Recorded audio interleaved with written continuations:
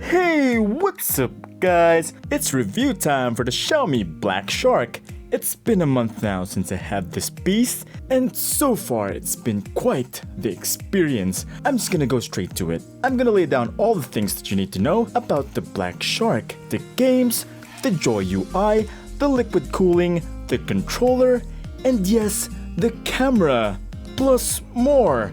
I even included the camera comparison between the Black Shark and the Razer phone. So yeah, this is it guys, the epic review for the Xiaomi Black Shark. No.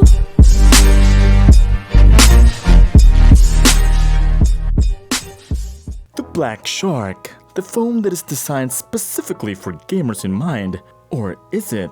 Remember the N-Gage? The phone that looked like a Game Boy Advanced. Yep, that was trash, and this isn't. You know why? Because the Black Shark is actually designed equally as a phone and a gaming device. At the back, it looks like one of those really cool gaming laptops. The look is definitely more of a personal preference. It looks rugged, has a metal back with the S logo at the center, and it's surrounded by these small triangular jaws. It does have some glass at the top, which houses the cameras, and there's another one at the bottom, which shows the Black Shark name. The Black Shark has two speakers at the bottom, one USB Type-C port at the middle, and at the right side we have the volume rockers and the power button. On the left side we have the Shark Space button and the SIM tray on the top. At the front we have a beautiful 5.99-inch 1080 by 2160 Full HD Plus IPS display. It has a 60Hz refresh rate, 89 by 9 aspect ratio, and a pixel density of 403 ppi. Now here's me swiping on some pictures on the Black Shark. You can definitely notice a smooth transition between pictures, but not as smooth as the Razer phone. Definitely feels like it has a faster display than the Black Shark. The Black Shark though is brighter and has a much more saturated color profile, but you can adjust this in the settings if you want to, as it is set to cinema by default, which kind of boosts saturation. And here's how it looks like side by side with the Razer phone. Now it's time to play some games. It's your lucky day, bro. PUBG just got updated to version 0.5, and with it, they added new exciting graphical features like HDR, high frame rates, and even anti-aliasing. I maxed out everything, and here's the outcome. Oh my god, that looks so insane. Looks and feels like a PC game now. From the lighting, the textures, the shadows, the models, everything looks so damn amazing. I do notice some frame drops here and there, but they are just very slight hiccups. Not something that will bother you, really. I'm just gonna fast forward this so we can get to the fun part. Now the only issue with PUBG Global is that there isn't much people in it. The maps are huge here, so people really need to fill it up. Currently it feels so empty and lonely. I just wish they could get more traction like in Rules of Survival. And whoa, what was that? Holy crap, I'm being shot at. Okay, sniper mode. Gosh, I really suck at this. Crap, I need to move around. Double crap. Oh, holy crap. Damn, why is it so hard to aim here? Just gonna go around here. Surprise you. Boom. Yes. Alright. Okay, so that wasn't so bad, except it's just that it's really freaking hard to aim here. Just gonna go for a ride here. Forgot to tell you about the controller here at the left side. It actually just controls the left side of the game. Usually games have controls for the left and right. The left usually have directional controls for moving your character, and the right side for taking all sorts of action like firing and jumping, and in this case, the left side controls the acceleration, while the right side is for directions. Gosh, the graphics just look so stunning. It's really blowing me away.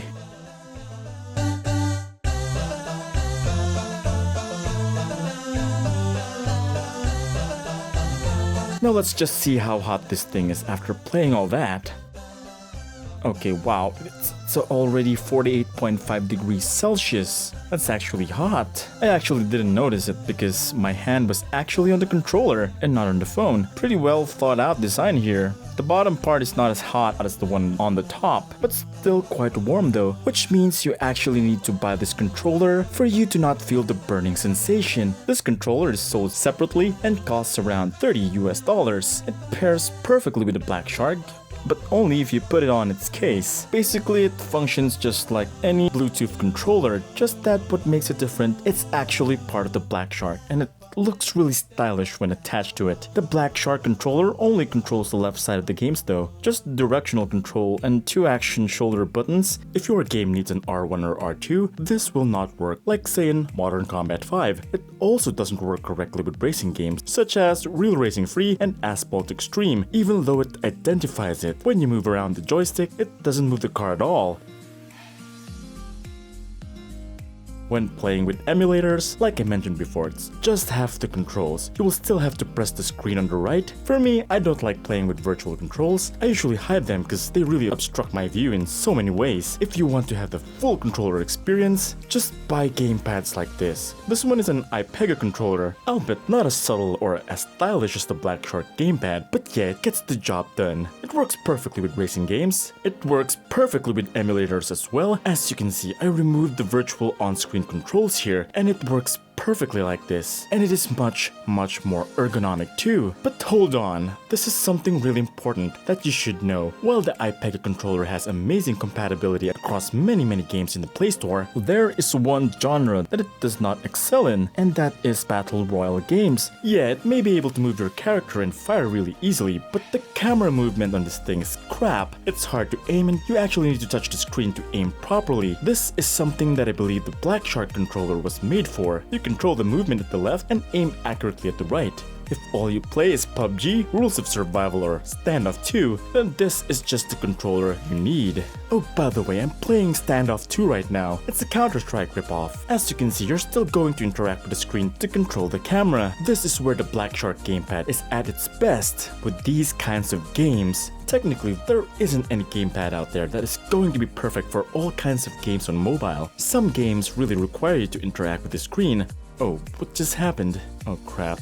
Oh, I just pressed the home button while playing. I'm just gonna turn on this nice feature. It's called the no keypad here on the game dock. So basically, this is gonna turn off all of the buttons below so you won't mess up when gaming. Actually, there are tons of neat features that you can make use of from the game dock. You can turn off notifications, prevent calls from coming in, and you can even turn on this extreme mode on which I think overclocks the processor and the GPU. I really didn't feel any speed difference at all when turning on extreme mode, though it's tough to say really. Although it did really heat up the phone faster. There isn't really any way to benchmark this as of now. As of now, the game dock only works in games. I would have tested this on Antutu, but yeah, it just wouldn't show up. Bummer.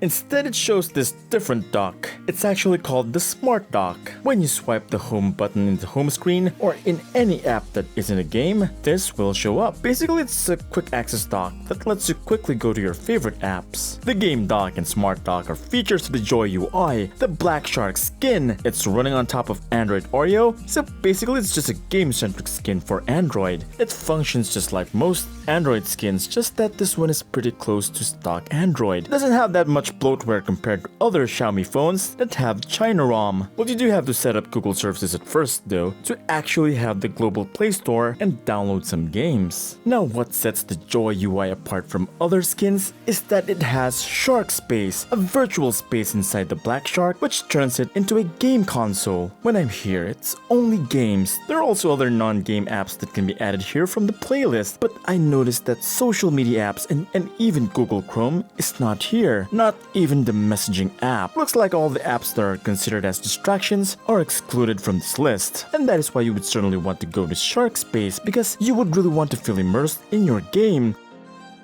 I noticed that when you go into Shark Space, these options are on by default. In normal mode, they are off. I think this is what Xiaomi was saying, that Shark Space is like a high performance mode, since the extreme mode is like turned on by default. Yeah, I think it's just overclocking the processor and the GPU. Now I also noticed that all previous open games get closed automatically when you run a new game. So yeah, Shark Space is looking quite good, although it does need a little bit of polishing. Like for example, adding your most recent app ends up at last. When you have a lot of games here, it's kind of hard to look for it. It's a good thing you can change to thumbnail view, but still though, there isn't any organization that's going on here. It's still pretty straightforward for now, and I hope they improve this on upcoming updates. And yeah, while we're already here, let's just play some more games. The Black Shark was able to handle every graphically demanding game I threw at it. This is Real Racing Free, by the way. This is actually playing at 60 frames per second. As you can see, it's so buttery smooth. I'm using the iPeg controller here, as the Black Shark gamepad wasn't working correctly on it. Next up is World of Tanks. The Black Shark controller is working pretty fine here. This game also is playing at 60 frames per second.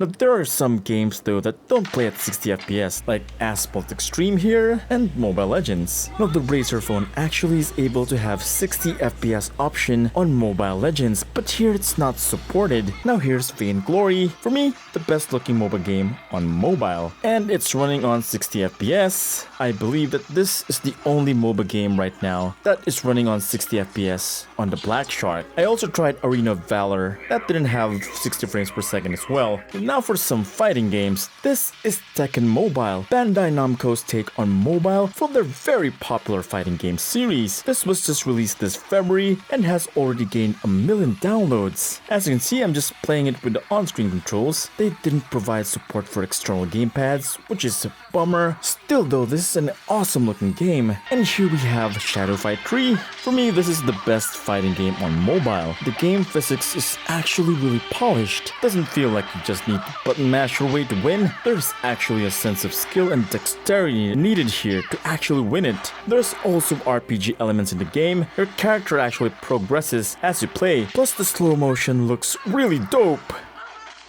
Now it's time for some first-person shooter games. This is Modern Combat 5. It's got that dark looking feel to it. It looks very similar to Call of Duty.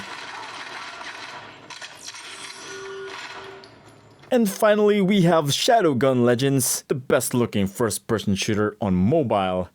Look at that. Damn, that looks really nice. So yeah, that's a ton of games, and for that you really need at least 128GB of internal storage. But then you still have your photos, videos, your movies, and all sorts of manga crap, and that would still might not be enough. Now you can get the 256GB variant though if you need more. Another gripe though is the headphone jack. It's always a good thing if a phone still supports a headphone jack, and it really matters to have it on this phone. Earphones and headphones greatly enhance the gaming experience. It does have two speakers though, but right here as you can see, I'm charging my phone. My right hand is covering the speaker at the bottom, so technically it's just using one speaker. Tried out pairing both the Bluetooth controller and my Bluetooth headphones at the same time, and it worked. So yeah, there's that. They did include a dongle, but yeah, you always need to attach it to your earphones so you don't lose it. Now on the topic of heat, the max I got from the Black Shark was around 49 degrees Celsius, and this is playing PUBG for more than 3 hours. That's actually good, considering it's running on a Snapdragon 845. Now I actually did a heat comparison between the Black Shark and the Razer phone. The Razer phone was heating up much faster. Now guys, it doesn't mean that if it has liquid cooling, it is always going to be cool. Seriously, have you even tried putting on liquid cooling before on a PC? It actually still gets hot. It's just there to manage the heat, guys. The Snapdragon 845 is really a hot processor. Give it a break, guys. Okay, so the Black Shark is really a great gaming phone, but we shouldn't forget about the cameras. Do they suck like the Razer phone? We're about to find out. The stock camera on this thing is actually almost identical to those found on other Xiaomi phones running MIUI. It's a familiar look for Xiaomi users. Manual mode has lots of settings on it that you can play with, like ISO, shutter speed, and white balance. It also has some neat features like straighten, so if you don't have a straight shot, it will straighten up for you. It also has beauty filters, which is a big plus.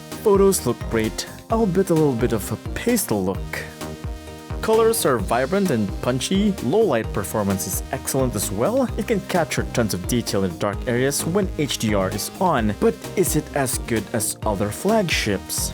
Well, let's just say it's better than the Razer phone. Not by a mile. Is that even a good thing? So here they are, side by side. The difference in quality is very noticeable. The Black Shark definitely wins it with image quality. It's not as washed out as the Razer phone, and it's definitely way better in low light. But in daylight shots, they almost look equally good. The sky is bluer on the Black Shark. But seriously guys, who cares about how blue the sky is on your phone? I'm not sure why that is the thing on other comparison videos. The Razer phone does do very well in daylight. And and at times sharper than the Black Shark. But yeah, who am I kidding? These images are not sharp. It looks so plain to me. This is actually a matchup of two crappy camera phones. I gotta be honest, the camera on these phones suck. At least on the rear, the selfie camera on the Black Shark is actually good. It's sharp, has beauty filters, and it's terrific in low light. So there.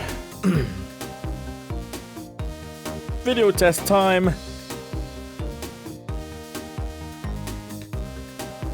The Black Shark seems to have a smoother video here. Kinda feels that it has EIS. The Razer is kinda jerky here though. Now in low light, the Razer is a lot more noisy and grainy. And yeah, there's some autofocusing problems on the Black Shark though, so yeah, there you go. When it comes to HDR, the Razer phone tends to handle light better. It's a lot more balanced in my opinion. For selfie video though, there is no competition here. The Black Shark sleeps better than the Razer phone. And yes, that my friends is my take on the Black Shark. For me, it's the best gaming phone out there right now. Well, there isn't really much competition to begin with. There is just the Razer phone and the Nubia Red Magic. Soon there's gonna be more, but for now, this is the gaming phone to buy. Yeah, so I'll be comparing this to the OnePlus 6 guys. That is coming real soon, so don't forget to subscribe and click the bell icon so you don't miss it. Thank you so much for watching. This is Vince Domingo from TechBeans, and I'll see you on the next video.